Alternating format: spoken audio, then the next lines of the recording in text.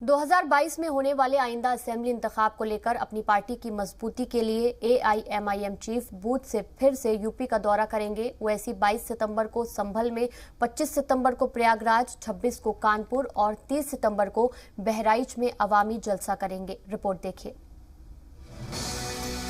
उत्तर प्रदेश में 2022 में होने वाले आइंदा असेंबली इंतखाबात को लेकर सियासी जमातों ने अपनी सियासी जमीन तलाशनी शुरू कर दी है और अपनी पार्टी को मजबूत करने के लिए मुसलसल रियासत के मुख्तलिफ हिस्सों में रैलियों और तकरीबात का इनेकाद किया जा रहा है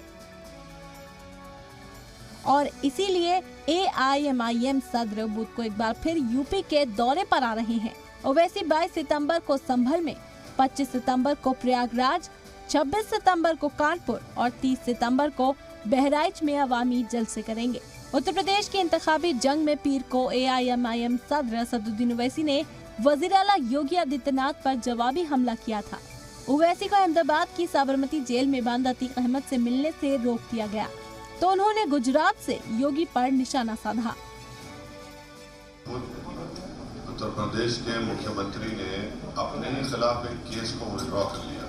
वहीं यूपी के आजमगढ़ में मुख्तार अंसारी के खिलाफ केस दर्ज मामले में चार्जशीट दाखिल नहीं हो पाई है। पुलिस की चार्जशीट में कुछ कमियां रह गई। अब चार्जशीट 22 सितंबर को दाखिल होगी। ब्यूरो रिपोर्ट, जी मीडिया।